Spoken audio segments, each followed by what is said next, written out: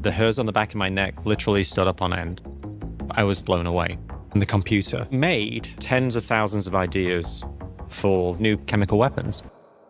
But what that clinical pharmacologist found was only the beginning. Biosecurity experts are sounding the alarm. We might be just 1 to 3 years away from Black Death-level plagues sweeping the Earth, enabled by increasingly powerful AI and especially open-source AI. You heard that right. 1 to 3 years. It sounds like science fiction, but experts aren't laughing. AI is teetering on the edge of becoming uncontrollable. No, I don't think we have a lot of time. Whatever we do, it has to happen fast. But why are biosecurity experts so worried? The inventor of CRISPR gene drive recently warned that AI could one day create a pathogen so deadly it could eradicate 9 in 10 humans on Earth. And this could happen in months. In 2020, COVID infected roughly 50% of Europe within 100 days. Now, picture everyone you know who got COVID, likely you, your family, and, well, nearly everyone you know. But imagine that 9 in 10 of those people were now dead. And imagine them all perishing just 100 days, 3 months, after you heard about it. A virus like this could decimate humanity far too fast for us to make and distribute a vaccine. AI could make it easier to build chemical or biological weapons. Terrorist groups could use AI to spread fear and destruction on an even greater scale. One thing experts worry about is extinction cults. Like cults who literally want to kill everyone. Yes, they exist. But they've never had technology powerful enough to actually kill everyone. But AI could be just what they need. For example, Shinrikyo is the doomsday cult that carried out the deadly Tokyo subway nerve gas attack in 1995, killing 13 and injuring 5,500. As horrifying as that was, humanity actually dodged a bullet. Because what most people don't know is that Shinrikyo tried to infect everyone on Earth with Ebola, which is extremely contagious and kills half of the people who get it. Imagine if half the people you know who got COVID died from it. In 1992, Shinrikyo sent a team of 40 members to help provide aid during an Ebola outbreak in the Congo. However, their real mission was to acquire purified samples of Ebola so they could infect the world with it. The cult actually recruited microbiologists and overall spent $30 million trying to make chemical weapons. Fortunately, they didn't have the technological skills necessary to make Ebola. And Shinrikyo isn't the only one. ISIS and Al-Qaeda also both tried to create bioweapons but failed. The recent pandemic showed how vulnerable the world truly is to bioterrorism. Bioweapons are an obvious choice for bad actors who want to cause the most damage possible. ISIS celebrated COVID as a soldier of Allah due to its effect on the world, and a deadlier bioweapon could kill more than any terrorist group ever has. Why did these terrorist cults fail? Well, it's hard to create a deadly virus. There are a lot of steps. So they try, Googling around, but they eventually hit a wall. A straightforward extrapolation of today's systems to those we expect to see in 2 to 3 years suggests a substantial risk that AI systems will be able to fill in all the missing pieces, enabling many more actors to carry out large-scale biological attacks.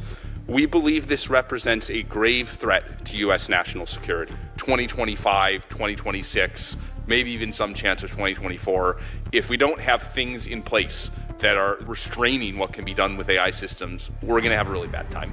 So why do experts worry about AI helping terrorists here? Well, it's simple. AI is no longer a dumb search engine. It's like having a coach sitting next to you telling you exactly what to do. That's a game changer. I know Kung Fu. People say, oh, it's like a glorified Google. But no, it's not. It doesn't just look up links to websites. It thinks about questions and gives you the answer. Now, current AI isn't good enough to coach terrorists through every step of making a bioweapon. But what about when AIs are 100 times or 1,000 times smarter than they are now? And what's confusing about AI is the same thing that knows how to solve problems, to help a scientist do a breakthrough in cancer biology or chemistry, to help us advance material science and chemistry or solve climate stuff is the same technology that can also invent a biological weapon with that knowledge. And the system is purely amoral. It'll do anything you ask it. It doesn't hesitate or think for a moment before it answers you. Also, the terrorists still need access to equipment, but AIs can help them with that too. As a result, you won't need to be a PhD virologist to make a deadly virus. You'll just need the newest open source AI model. But why do scientists think this could happen in just 1 to 3 years? Consider AI art. Even just 1 year ago, it was a joke compared to the best artists. Now, in some ways, AI is by far the best artist in the world. Like, imagine a human going from kindergarten finger painting to the best artist in the world in 1 year. AIs are not only passing, but acing all the tests we can throw at them. It's outperforming doctors, lawyers, and even acing all of our creativity tests. Yeah, creativity tests. So if AI can blow past us at all these things in just a year, it could plausibly get far better at making viruses in a year, too. So how exactly could AI be used to create a pandemic? If you say, hey AI, how do I create a virus that ends life on Earth? And it's an open source model, meaning it has no safety guardrails, it'll be like, sure, here are some ideas. However, ChatGPT is supposed to refuse to answer. The problem is that ChatGPT is easy to trick. MIT researchers ran an experiment where they told some students to try to use an AI similar to ChatGPT to create a pandemic. It only took the students just 1 hour to get the AI to suggest 4 deadly pathogens. It also helpfully explained how to actually generate those pathogens.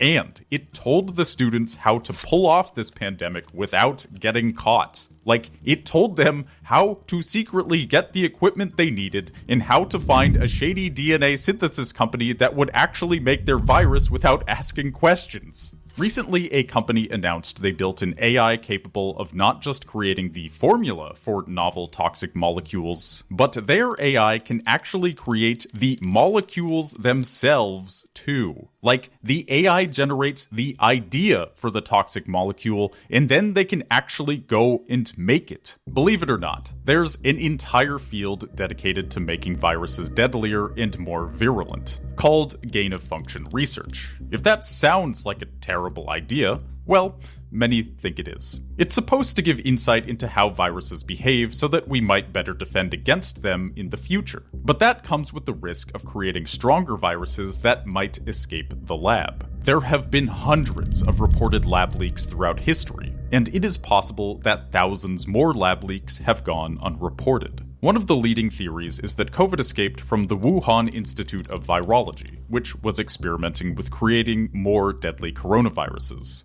If an accidental mistake could cause a global catastrophe like COVID, imagine what could happen when the next Osama bin Laden uses AI to create super smallpox. You can also imagine the scenario where you say, I want to kill 1 million people, show me a biological path to do it. These are the dangers that we have to make sure are not happening. We need to put guardrails and limits. People are working on these problems. We don't fully understand the solutions yet.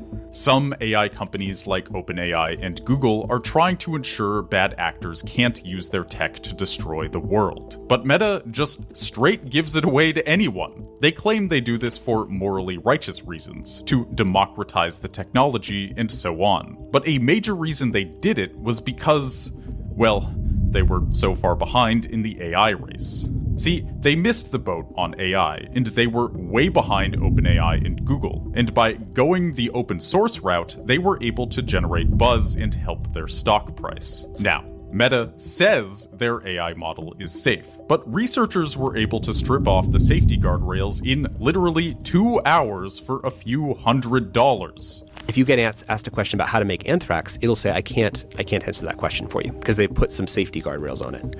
But what they won't tell you is that you can do something called fine tuning, and with $150, someone on our team ripped off the safety controls of that of that model.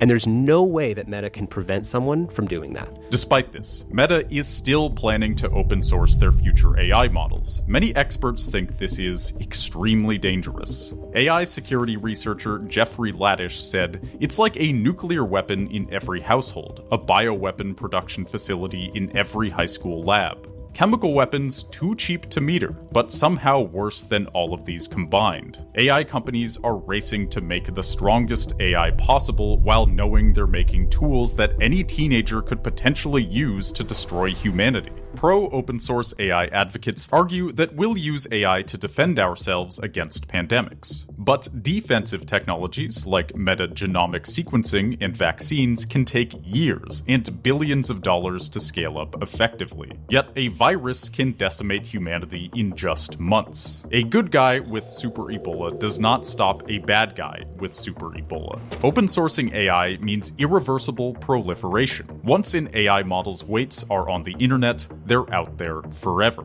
Anybody can use them. Unlike most industries, where leaders advocate for less regulation, leading AI scientists are actually advocating for more.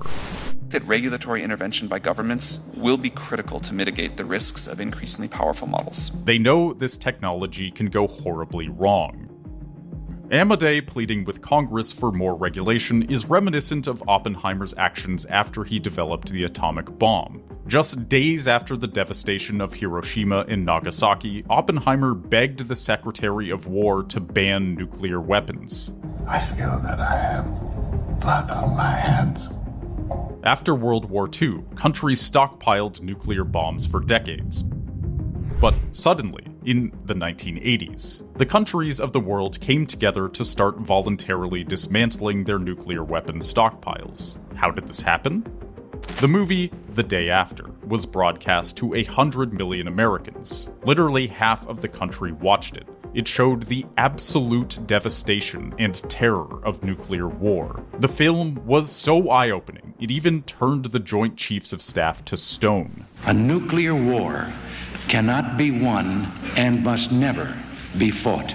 The film changed the world and led to 2 historic nuclear disarmament treaties. Just look how many nuclear weapons there were compared to now. Some say, well, nuclear non-proliferation failed because there are still 9 countries with nukes. And that's true. But 9 is a lot less than 200. Nukes are super scary, but nukes don't make nukes better. Nukes don't invent better nukes. Yeah. Nukes don't think for themselves and say, I can self-improve what a nuke is. But AI does.